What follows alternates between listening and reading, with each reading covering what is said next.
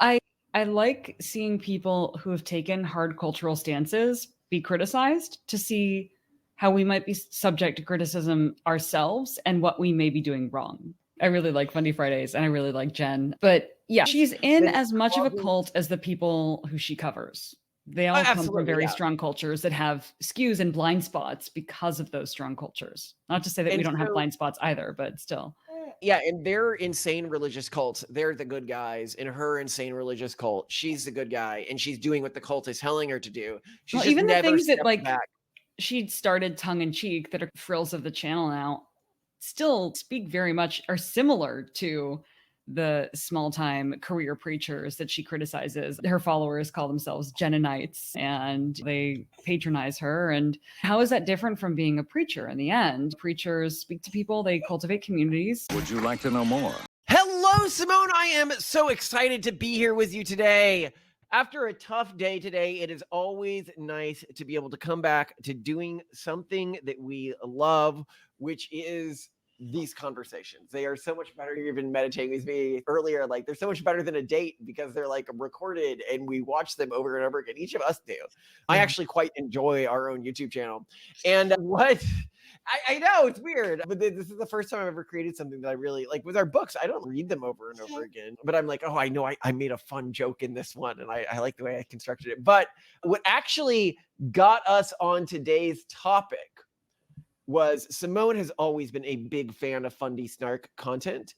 And I have always been a big fan of religious content. And religious content for me includes the deconverts and stuff like that. And where our two worlds interlapped recently was classically Abby. Being a conservative woman in today's day and age is not easy. So people might not know this, but classically Abby is Ben Shapiro's sister, and she absolutely spammed YouTube with so many ads a few years ago. Yeah, if you're on Like, YouTube now and you've been on YouTube for years, you know what we're talking about. yeah, you know what this is about. Yeah. You're like, oh my God, I remember when I had to watch her. What got me about Classically Abby, and this actually has boosted my ego so much. Classically Abby, we produce videos every weekday. Classically Abby produces one video a week, but otherwise similar format to us.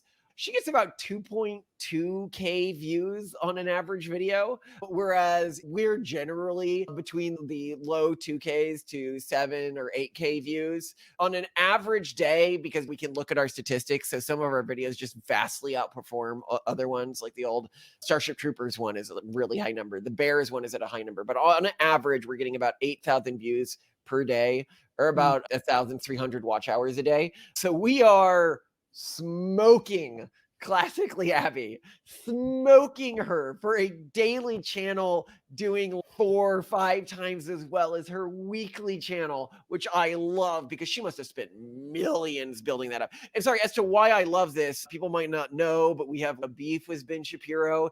The first time we really went viral, he was really derogatory towards us and was like, they're nerds. Why does anyone care what these people have to say?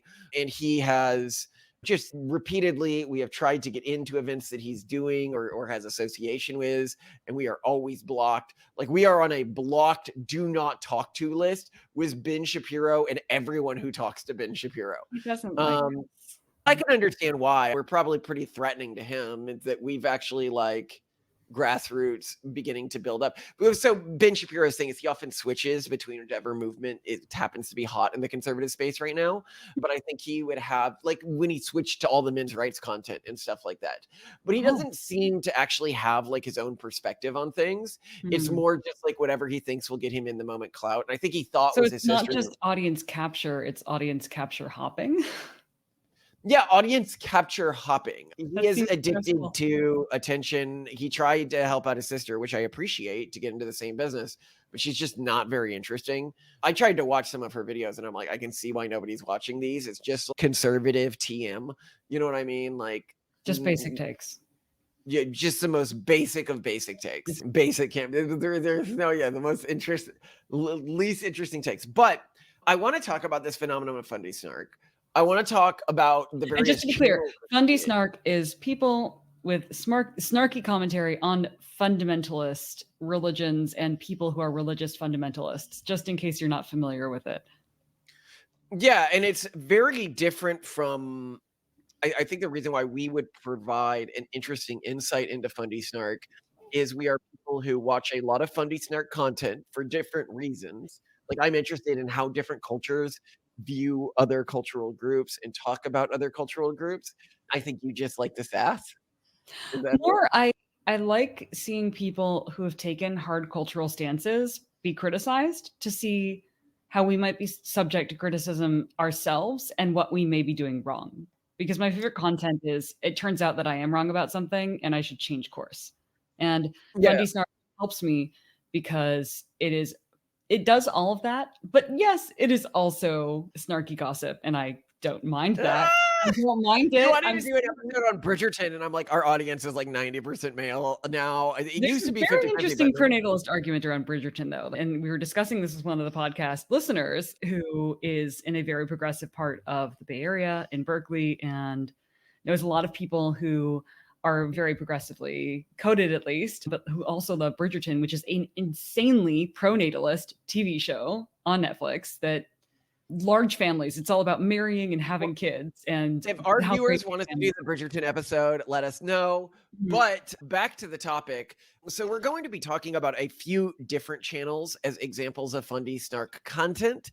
And what I find very interesting is the differentiation between the channels in terms of like my perspective on whether or not they are fundamental goods for the world or fundamental negatives for the world. Hmm. Because some of these channels are really just like in a cult, basically. Like the far progressive movement has essentially become a cult. We call it the urban monoculture in our show a lot, stuff like that.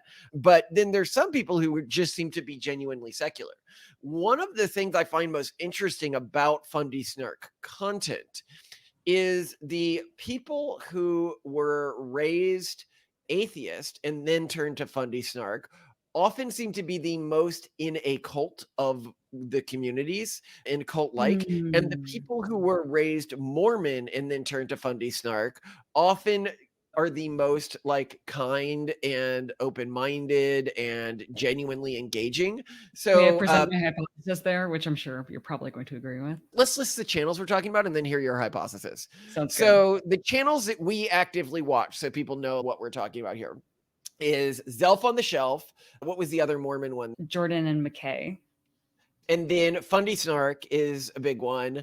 And then Rachel Friday. Yeah. So then the subreddit is called Fundie Snark.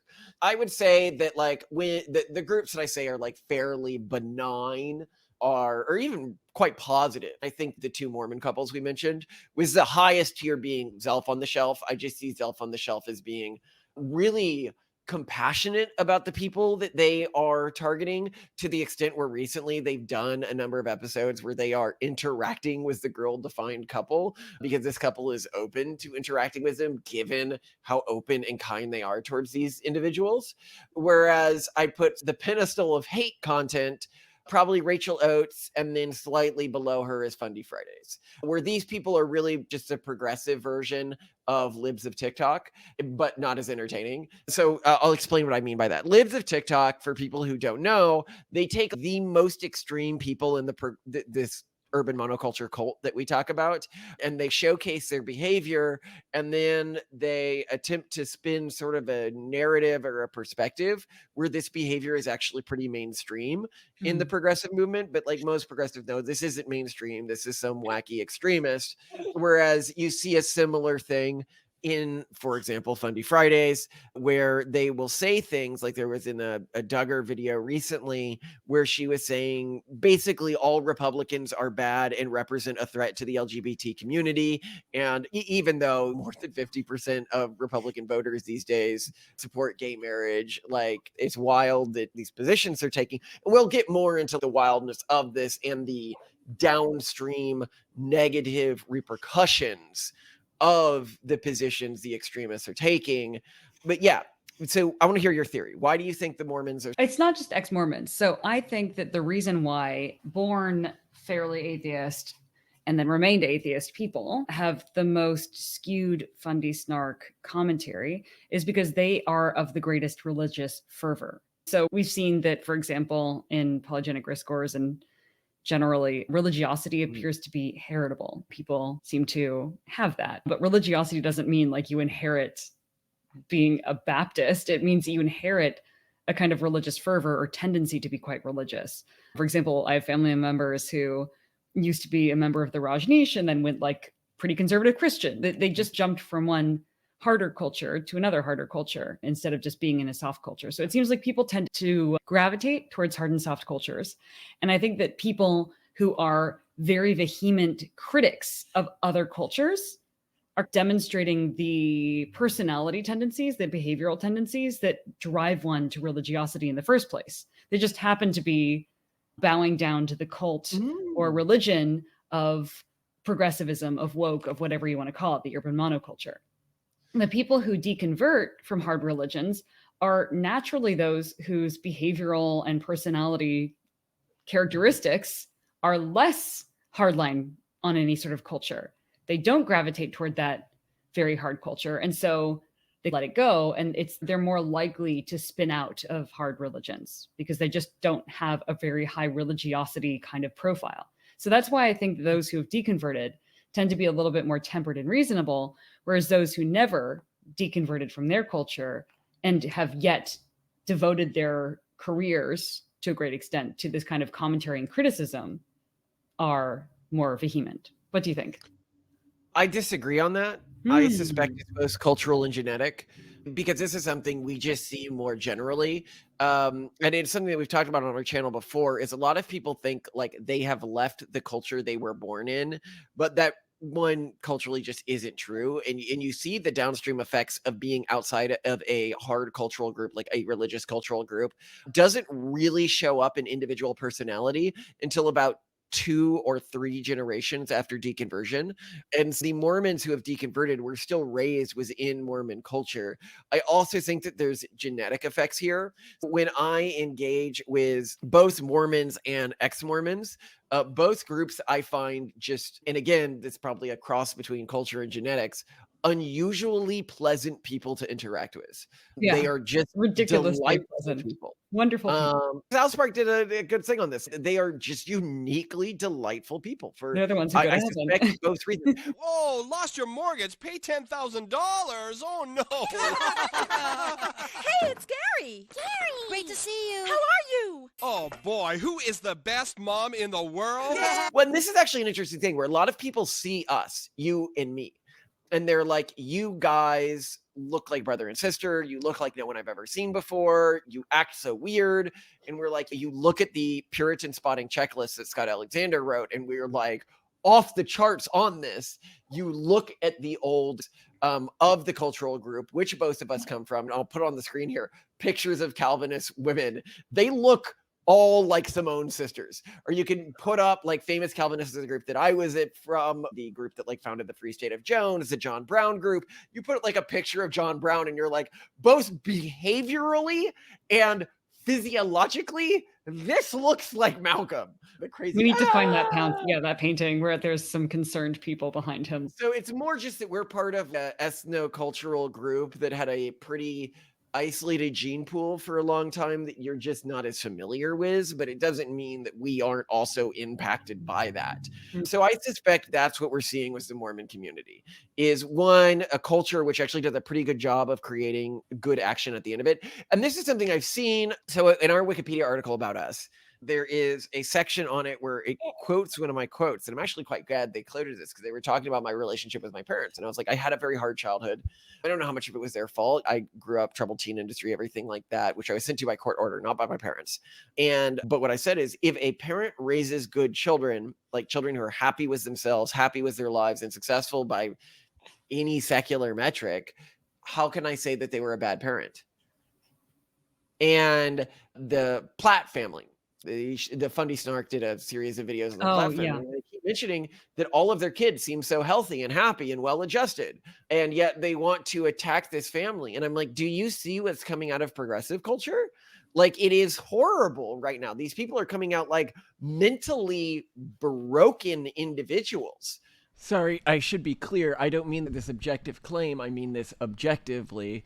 Pew found that over half of all white liberal women under the age of 30 have a mental health issue, and just across the board among this ultra progressive cultural group, as you can see here, there's just much higher rates of mental health issues than there is in the conservative group. And this is why I'm so unpersuaded when ultra progressives are like, why don't you just raise children the way that we raise children?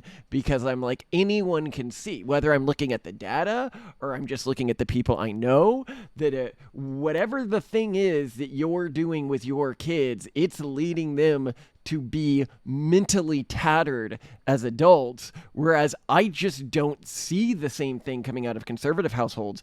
Even when these kids grow up in childhoods that progressives claim or love to mentally masturbate about mentally breaking these kids or causing them to need therapy when they're adults or causing etc. When really they're just saying, oh, these are hooks we could use to pull them out of their culture.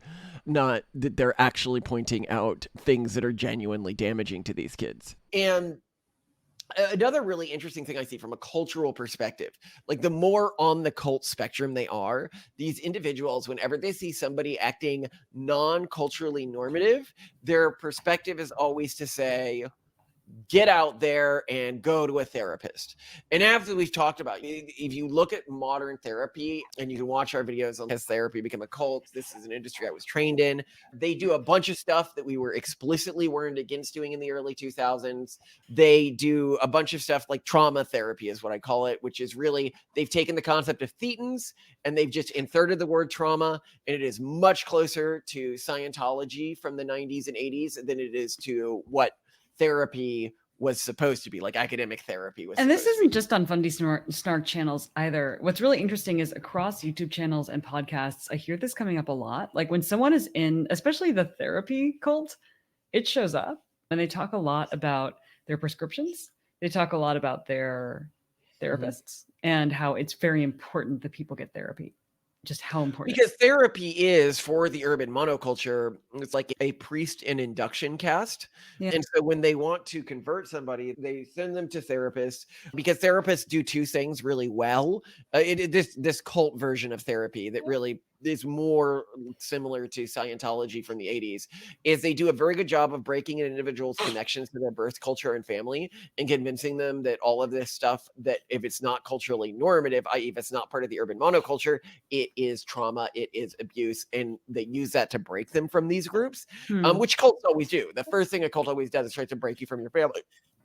But they also do a very good job of creating this sort of original sin narrative around the concept of trauma, which historically we would have known a therapist's job is to help somebody emotionally heal, not to create dependency. In theory. The real job is to make money, and you can make more money by creating dependency, which is why this model of therapy outcompeted. So do you want to go further on any of these topics before I get into probably the most offensive part of the video? So yeah, let's see. I think people watch Fundie Snark for a bunch of different reasons, and some it's just cultural reinforcement, some it's just the snark.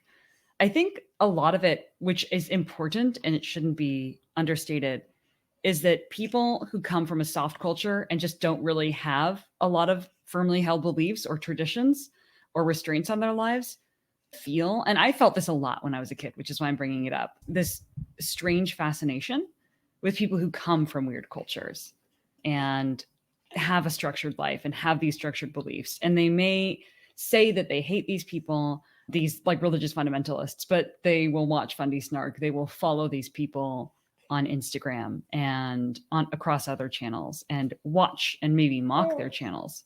But I think maybe even subconsciously, there's a lot of watching that goes on just because there's something compelling and comforting about it. It's evil, of course, they've got it wrong, of course, whatever, that's what they're thinking, but there's something kind of comforting and they're going through it. You can parasocially experience that lifestyle without actually living it and without actually feeling like you're condoning it, because these are snark channels. So you're making fun of them. You're not supporting them. You're making fun of them. It's okay. And I think that's what a lot of this is about. I also really, the more vehement and you would say like unfair channels like Fundie Fridays, because they provide such a stark contrast of the cultural extremes that we've arrived at today. Because as you say, like they're cherry picking extremes. This is the libs of TikTok of the flipped version. It's the upside down version. And it really helps you see what the differences are. Like it lays them bare. If someone needs to know what the differences between weird conservatism and weird progressivism are, watch one of these channels and you'll know where they fall on marriage, on child rearing, on therapy, on trauma, on pets, on how to deal with social media, on jobs, on really anything, because they talk about everything. So I think that's really cool. You can learn a lot. But So it's now also we'll get to snarky. the more offensive stuff. So I'm going to get to two fairly offensive points. One is Rachel Oates, who I think is the most extreme version of the urban monoculture. Just join us. Is her arguments, because you see this across videos, and I see this across Fundie Snark, of high fertility families. And she was actually talking about the other Collins family, the more famous Collins family than us, which is this really delightful interracial couple. Carissa using her kids to push her anti-choice pro-natalist beliefs, and this is a really sickening video. The more I learn about them and see people criticizing them, because I find that you can learn about somebody through the individuals who criticize them really well, because I'm like, okay, if this is the worst you could air about them, they seem like delightful people and very well-reasoned individuals. One of the core complaints they had, very similar to us, was like, it'd be better off to have quote unquote higher quality, fewer kids other than more kids. And she has a full argument about this, and she's just, this is like an obviously true thing. In her next line, she said, "Don't stop because they can't be in every extracurricular activity and sport.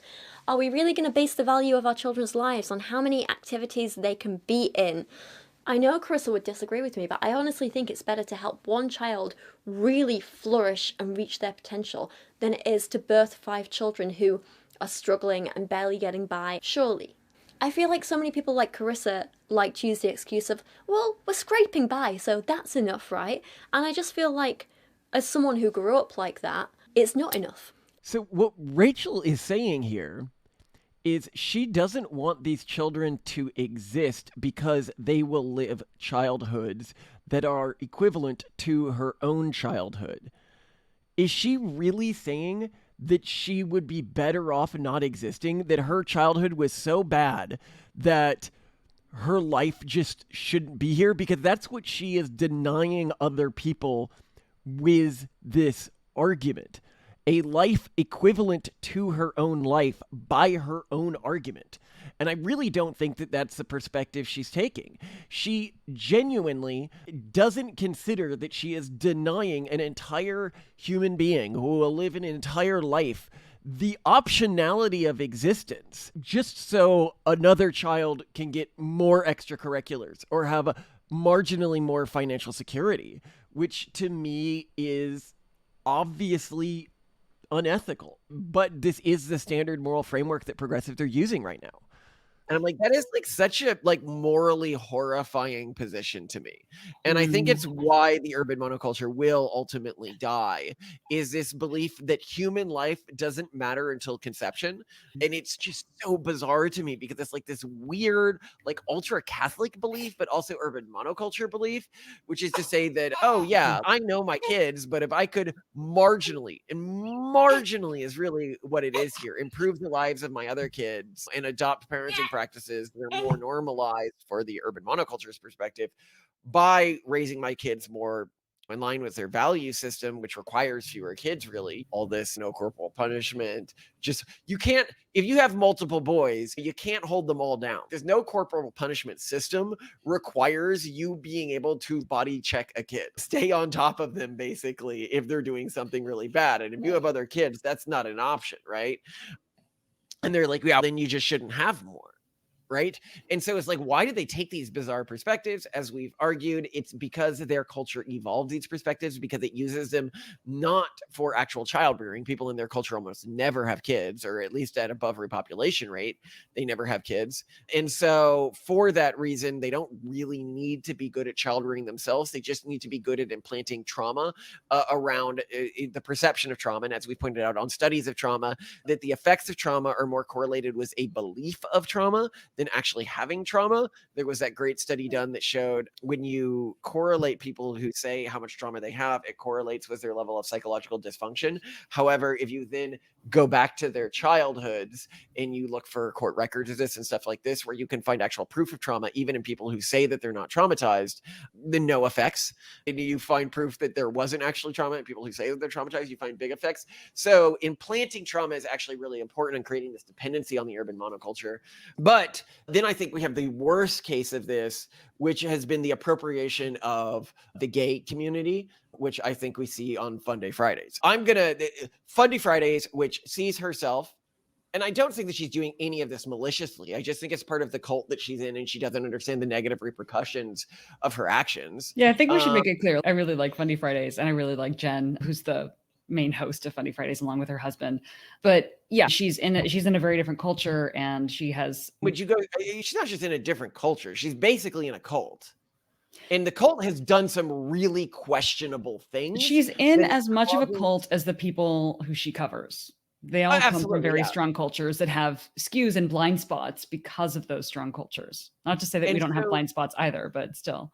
Yeah, everybody has their cultural blind spots, but one that it grades my nails when I'm watching her channel is she really sees herself as like a spokesperson for queer people and queer culture. And I will put a picture on screen of her and her husband, and people might be like, how dare you question this aspect of her identity? And I'm like, look, I'm going to play a video of her playing race detective with the people she's criticizing. I'm not sure the ethnicity of her mother, and I swear I have a reason to bring this up because I am aware that it is problematic for me as a white person to ask, where are you from? I'm only bringing it up because Kat identifies as Latina. I know a lot of you guys, but I know a lot of you guys don't know that I am myself a proud Latina. I was born in Mexico, in Montemorelos, in Nuevo León. I know that a lot of people just assume that I'm white because I was not lucky enough to inherit my mom's really beautiful dark skin.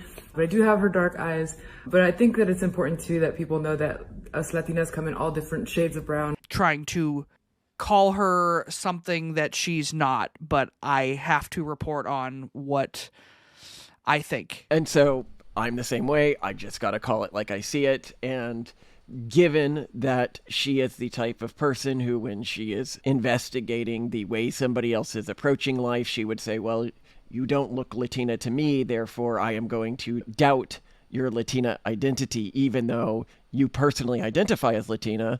I'm just saying the same thing. Well, you don't look like this to me. And so while I personally wouldn't doubt somebody's racial heritage or identity just because they didn't look a certain way, I can see the logic in doing it, because if you don't look sufficiently Latina, then you're not going to experience the racism that goes along with being Latina, and therefore it's not good for you to use that identity as a cover for your words and actions. But this all would apply equally well to the accusation I am making here. To be more specific, there is a big difference between being an oppressed minority and identifying as an oppressed minority. If the thing that grants you inclusion into that minority group is not causing you to be oppressed in the way that other members of that group are being oppressed, the oppressed minority status is nothing but a benefit to you, because you get to feel like a victim and identify as a victim without any of the negative consequences of actually being a victim. He doesn't need me. We don't want to know the gender of the baby. We don't want to know the sex, and you know that. I don't know your gender. I don't know Candace's. I don't know mine. You don't know my gender? I don't. Do I look like a woman? I don't know what a woman looks like. What are you? You're a detective? A gender detective? No, I just... Lifting up skirts and pulling down pants and just getting in there with your magnifying glass? By the way, if you're wondering why Jen identifies as queer, like what specific type of queer she thinks she is, Simone has watched literally all of her videos, or about all of her videos, and she says she can't remember her ever saying. I did some research on the side, and the answer that I seem to pull is that she considers herself, and her husband considers himself, non-binary, and their pronouns are her and they and him and they, I believe. I don't want to ever misgender someone because I don't particularly, I like, it's not important to me, and it really hurts some people. So, why would I do something that hurts somebody if there's no benefit to me? So that's where I think she comes into the queer community. But the article where I pulled that from, unfortunately, was really confusingly worded, and I'm not sure if those pronouns or that gender identity claim was referring to them or another influencer couple it was interviewing alongside them. She does the exact same thing. This is not me acting outside of the rules that she has set for herself. And I haven't done this with anyone else. I'm only doing it because I know that she's okay with playing like race detective and stuff like this. But I look at her and her husband and I'm like, okay, so here's the core problem with this leftist idea that you shouldn't put any gating on the queer community, and that if you have dyed hair and snogged a girl in college, that you're queer because you don't have to deal with the consequences. Because to everyone else in the world, you look like a straight couple. You don't have to deal with the consequences of the shit that you are saying in terms of how that affects the queer community. When you get out there and you, as somebody who's really just, and we could identify as queer if we wanted to, because we are agender, as I constantly point out, by the LGBT community, like extremist cult standards, not like real gays and lesbians who, depending on the study you're looking at, 45% of gay men voted for Trump, or it might be a third of gay men in another study. You're like, okay, you got to go for the smaller study because then people believe it more. But you're looking at a pretty big percentage of these people who actually have to live with this. And people are like, why are so many like actually gay people have to live with the fact that they're gay, who have to live with the fact that they're trans, right? And people around them can see this, support the Republican policies. It's because what are the anti-trans, anti-LGBT, quote unquote, Republican policies? There's shit like, trans people shouldn't be on sports teams, and trans people shouldn't be using bathrooms that don't conform with their birth gender. And for a lot of people who can't escape this gay and trans identity, they support that stuff. And in Fundie Fridays, this is not me misinterpreting the shit that they're saying. They have a full video just on these two topics. It's, first of all, anyone who's, I think, sane and being honest knows that these people shouldn't be on sports teams. It's blatantly unfair. And the fact that it's blatantly unfair causes blowback to real trans people. If you're a real trans person, you infinitely would prefer not having a society that has a reason to hate you and see you as a cheater over getting to participate in the sports team you want to participate in. Like, there are not people out there killing themselves because they're not getting to play on the right swimming team, all right? Lots of kids go through their childhood without any option to play intramural sports, and I don't see any leftists freaking out that these kids are going to end up killing themselves. This is insane, and these are positions that you would only argue if you didn't have to deal with the consequences that are going to come from creating these sorts of carve-outs. Because, of course, as soon as you create a carve-out of this, of course some people are going to abuse it. As soon as you create a carve-out around a certain segment of society where it's harder to call them out for things, of course some aggressive, male, cisgender, sex pests are going to try to take advantage of it. And it's pretty easy to see that this is happening. A trans person who desperately wants to be seen as a particular gender identity is not going to, when their body looks nothing like that gender identity, go and participate in a sport where everyone is going to be furious in them because it seems that they have some huge advantage over everyone else, which they obviously do, and then walk around the locker room like Leah Thomas, swinging their penis about in front of full view, in front of everyone. They're not going to do that. And they would want laws in place that prevent people from doing that while calling themselves trans. And the blowback that causes the trans community is infinitely worse than any benefit they get from these ridiculous positions. The laws that Republicans are fighting for that prevent people from doing things like this, using a trans identity as a shield, ultimately are most beneficial out of everyone they benefit in society to real trans individuals.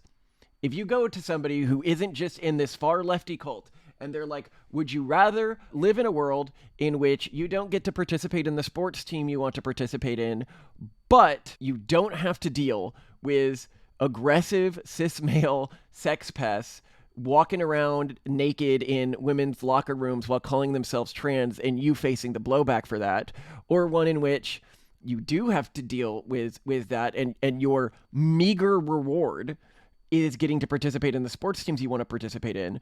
Anyone who's actually like, I just want society to see me for my gender, is going to be like, obviously the second. And these individuals are okay with holding these sorts of positions because they don't have to personally deal with the blowback, because they don't have to walk around every day looking like a trans person, looking like queer people, holding hands with somebody of the same gender as themselves.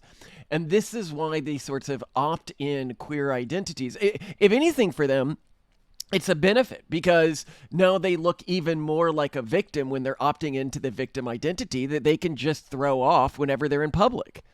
Wasn't there a South Park episode on this?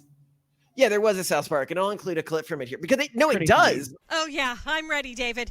There are just so many amazing women athletes out here today. Now, this is the first year that a trans woman is in the competition. How do you feel about that? I feel honored to be a part of history. I have a lot of incredible trans friends who are athletes, and so we're all inspired. Uh-huh. And have you actually ever met Heather Swanson? She's not exactly your average trans athlete. Well, what is an average trans athlete? Honestly, I find that kind of bigoted, David. Okay. Miss Swanson, how does it feel to be competing today? I can't tell you how free I feel now that I've started identifying as a woman. I'm ready to smash the other girls. Good luck, Heather. Luck is for dudes. Or this, he repeats, it's a complete myth that trans people ever, or really cis males ever use trans bathroom protections to assault women. And it's no, even the studies that are trying to argue it's a myth say it does happen. They just argue it, and I'll put up a statistic on screen here, like a study on screen here. They just say it doesn't happen more when this law is out there. And it's like, do you really think you could get a study published that showed that it happened more when this law was out there? Like, if you published that study at any mainstream U.S. university, you would be at risk of being fired. I mean, very obviously. And you would likely be at personal risk walking around campus. Why would somebody take that risk? You know, the benefit, it would be so potentially low from most individual academic perspectives when considering their own livelihoods. And people who don't understand this type of pressure that academics are under, I think often willfully don't understand it or ignore it, and ignore just how extreme the college activists often are. Whether it's lesbians who are like, I feel really uncomfortable because a lot of transitioned women who now identify as lesbians, some of these are cis men, cis pests who wanted to get into lesbian dating apps and pester women, and they found a cultural cheat code to do that. And if you're like, no, a creepy cis male would never do this, of course they would. We all know that guy. And yet now when lesbians try to create lesbians who actually have to deal with the fact that they're actually lesbians and only want to date people who present phenotypically female, which this person clearly isn't, they have to deal with this. Like in Australia, you might not know this, but there's a case recently where the owner of a dating app is being sued because the dating app used AI to determine if the face of the person who is signing up looked more phenotypically female. So this was a dating app that, by the way, let people in if they were as long trans, as you pass. As long as you pass. I think when that's they great. didn't pass, they were like, no, because this is for people who prefer phenotypical females, that women cannot find these private spaces, that lesbians can't find these private spaces anymore, is actually a problem for individuals who have a phenotypical female preference. And you are saying in the legislation that you're pushing that they shouldn't be allowed. Like, you are dismissing the people who have to actually live with the fact that they are same-sex attracted.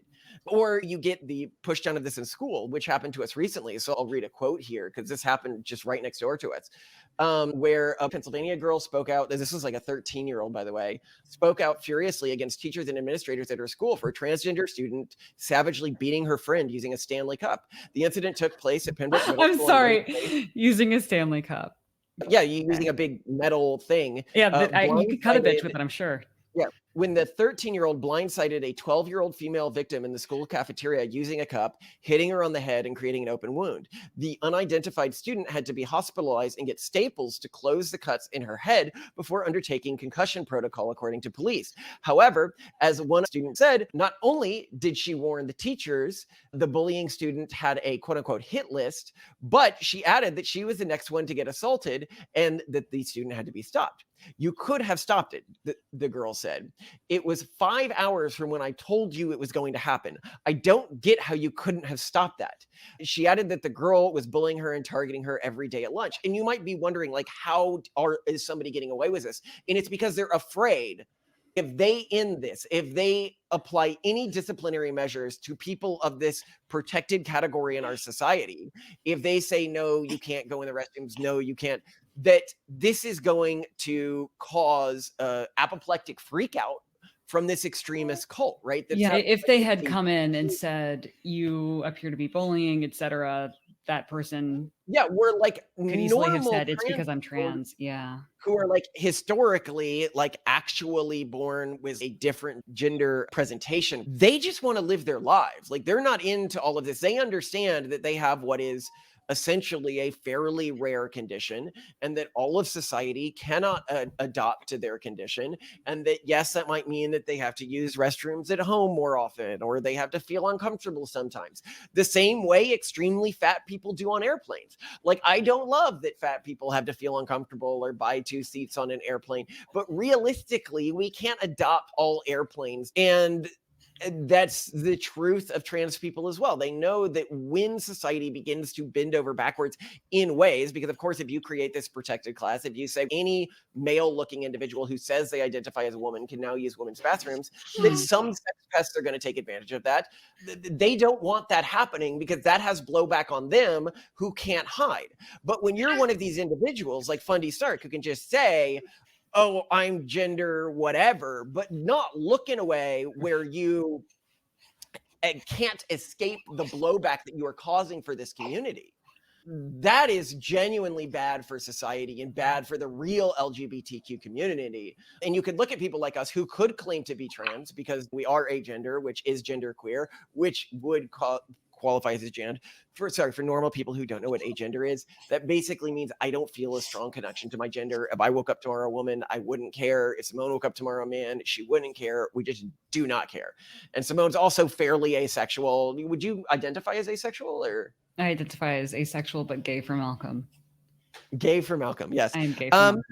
We would fall squarely in the queer community, but I don't say I'm in the queer community. I just try to protect them because I view if I am not a gender presentation that causes me to be attacked in my daily life, it's very much a blackface thing to me. It's a stolen valor thing. It's gross. It's like walking around. Like I don't walk around telling people that I have an autism diagnosis because I don't think I need or deserve the extra help. I could play that card, probably technically. I have a technical diagnosis. I could pull out the paperwork. I could probably get some special services in some cases, but I'm not going to do that because I've learned to cope. And I think that the resources that should be expended on people who need help should be saved for those people. And this is why when we're looking at statistics on voting records to find out like the way these communities actually are, I look at like gay males, for example, instead of general LGBT statistics. Because if you look at general LGBT statistics, 14% vote Republican, only 14%. It's not the 45 or 1/3 that you see in other studies of when it's just gay men, because people like this couple, who to me are a straight heterosexual couple in terms of how they present to society, except for like the dyed hair, are just identifying into this queer definition and then polluting the statistics while also causing blowback on the real queer community from my perspective. And I think what blowback do you think they're causing? You can actually see it in the statistics, which is support for the queer community has been declining in recent years because of people like this who are saying you cannot be queer supportive and Republican. How are many people going to take that? Oh, shit. And I would actually argue the opposite. I would say you can't be queer supportive and a Democrat because they're supporting these sex pests who are blowing back incredible negative feelings towards the real trans individuals, the real just born attracted to the same sex individuals. Hmm. And because they are taking this position, they are forcing people on the other side to take the opposite position. And they are causing identity-wise, oh, being Republican means I am anti-gay. They are establishing that as a cultural norm. Even though by the statistics, it's not fucking true. More than half of Republicans, even when you're talking about older Republicans, you're looking at 65, 70% of you're talking about young Republicans, but even older Republicans, more than half, still support same-sex marriage. This is just, it's just nonsense at this point. They're making up a fantasy world that makes them feel like good guys when they are not good guys, and they are causing the very harassment that they claim to be fighting against. One thing I wonder is how many people watching all Fundie Snark channels, including the more moderate ones of deconverted Mormons, for example, come from the enemy's field, as it were, are similar to me, somewhat conservative, not agreeing with everything, all the criticism, but just enjoying it. And similar to those who are super progressive, but who follow the accounts of these conservative influencers because they just kind of find it interesting.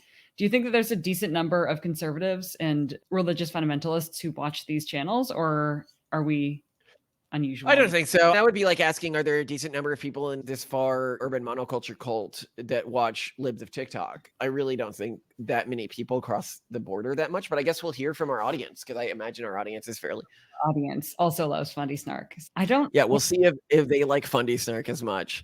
And these people will eventually be covering us. We've actually reached out to them because we're open to working with anyone who covers us, even if it's in a negative context. We're always open to interviews. We're always open to talk. I believe that the light of truth destroys evil most effectively. And I think that when people intentionally don't engage with us, and we've reached out to Fundie Snark, for example, by the way, to do videos. Fundie Fridays, like Jen, you mean? Fundie Friday, yeah. And some of the other people we've reached out to, we are always open to do videos with people who are ideologically different from us, because we think a genuinely ideologically diverse community, not diverse TM, i.e. the approved ideologies by the urban monoculture, but actually diverse community is the strongest community for our country. And I think that Jen of Fundie Fridays comes from a good place and genuinely cares for these people. Like, sometimes bad things happen to the people that she covers, and she... Oh, no, absolutely. No, I see her very much the way that I see some of the people she covers.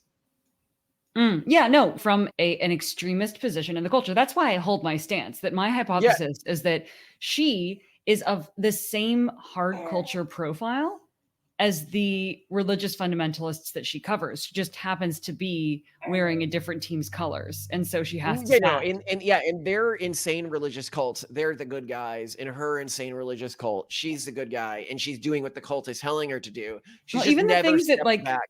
She'd started tongue-in-cheek that are frills of the channel now still speak very much, are similar to the small-time career preachers that she criticizes. Her followers call themselves Jennonites, and they patronize her. And how is that different from being a preacher? In the end, preachers speak to people, they cultivate communities, they have some merch sometimes. There's vomit. There's just a lot of parallels. And so I think that one thing is fun is it's just like watching a little flame war between preachers. And yeah, I would just say, like, to anyone watching this, don't think we think she's not well-meaning.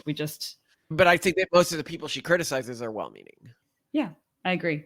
And that, yes, I do agree that the stance of saying that you stand for a queer community when you aren't necessarily, like, subject to it's blackface. Not exactly. And there's no rule saying you can't say you're queer. We can say we're queer if we want to, and we have every right to say that we're queer. We can say we're queer, and we would be right to say we're queer if we wanted to, but I don't believe in this identifying with a community when you are not subject to the struggles in the same way that she would criticize people on her show, as like the woman where she was doing the "is she really this race" thing. She was trying to figure out if she had a right to call herself Latina because she didn't look Latina. And that's exactly what we're saying. Do you have a right to call yourself queer and claim the struggles of that community when you don't look queer, when you look like you're in a heterosexual marriage? And there's a lot of stuff within the queer community where it used to be like, when you get married, it doesn't mean you're no longer bi. And it's like, yeah, but you're no longer functionally undergoing the struggles that are unique to bi people in our current society. It does mean that you are not a marginalized community member anymore from the perspective of your lived experience in terms of how that community is dealing with struggles. And so you no longer have to deal with the blowback of your extremist actions, like saying, oh yeah, trans people should be allowed on women's sports teams, when that's obviously ridiculous. C'est la vie. I love you, Simone. I love And you, I love how you always try to see the best in people. You are a genuinely good person. And I think that, as we often say, righteousness isn't determined by an intention to be a good person, because almost everyone intends to be a good person. It's determined by how realistic in terms of the actual like downstream effects your view of reality is. Like, the more educated you are on what reality actually is, and the less you're a part of just one ideological tribe, the better. And we see with her channel, like in one video, she was lauding communism, for example, like maybe one day there'll be a full communist, she said, is a good thing. And I just personally, as somebody who values pragmatism and like the way things actually work when tried, to be a person who lauds communism is just to say, I am okay with, in exchange for good boy points, i.e. thinking of myself as a good person and having other people see me as a good person, the painful and slow deaths of millions of people, starting often with the minority populations and the most disenfranchised in a society, which is what actually happens when communists come into power. But as I learned from Lemon Month, our holiday in which we engage with subjects we find offensive, I have learned that real communism has not been tried, okay? It is a post-singularity sci-fi world. That is what communism is. That's what it always was. And the big problem with communism is that people are trying it now when we literally don't have the technology for we could it. do a whole episode on this, but I just want to explain the point for people who don't know what she's saying. I'm just defending Jen here. She probably wants sci-fi comic. Communism, I don't believe that's what she's arguing for, said that communism can only be tried once we're in a post-scarcity environment. And so some communists are now arguing, yeah, real communism has never been tried definitionally because we're not in a post-scarcity environment. But if somebody is fighting for communism today because we don't have the technology to create That's true. If you're fighting for communism today, you should shut your mouth, because you should be fighting for AGI and superintelligence that is aligned with human flourishing, because that is what will herald in true communism. Yes. So that you have to be like either a government fascist with a like AI department, or you have to be a huge capitalist and raise tons of money to do private AI development.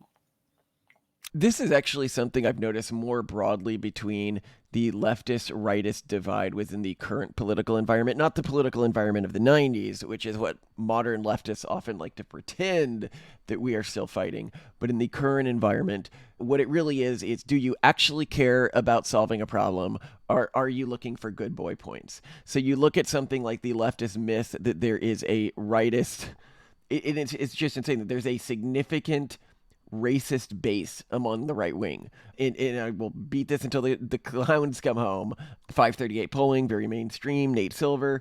Until Obama was elected, more white Democrats than white Republicans said they would not vote for a black president. And even now, the difference in racist attitudes between the two parties' bases is marginal. And when you look at the actual effects that the two parties' policies have on racial disparity, you get more of it from the left. When a left-wing government has been in power in the United States in a region for a period, the IQ scores and incomes of both Black and Hispanic populations are more distant from the local white population than when Republicans have been in power. And it's because these systems that they put in place, affirmative action, everything like that, they are performative good boy point systems, but they make the underlying problems worse. And I think that that's the core difference between rightists and leftists in the modern sense. It's, will you sacrifice your public image to attempt to actually fix a problem? Or are you just interested in looking good? And I actually think that this is also what we're seeing with the current Israel-Gaza conflict, because there are not many real pleasant solutions to the current geopolitical issue in that region. And if you actually implemented most of the left-wing solutions, you're going to deal with a scale of death and oppression in the region that is astronomical. I love you to death. You're amazing, and you are so understanding of other people and cultures, even when they wish that we were dead.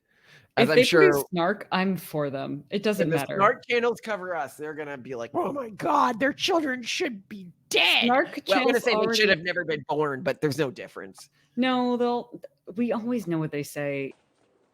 How can you slap? How can you slap? How can she slap? How can she slap me? How could they be so cruel to their children? They How don't can love they their slap? children. That's what they say. That's what they say. How can they slap? How could they slap? And how dare she have her baby on the screen? That's going to be a big one. Yeah. How could they practice corporal punishment? How could they not make their house incredibly warm during the winter?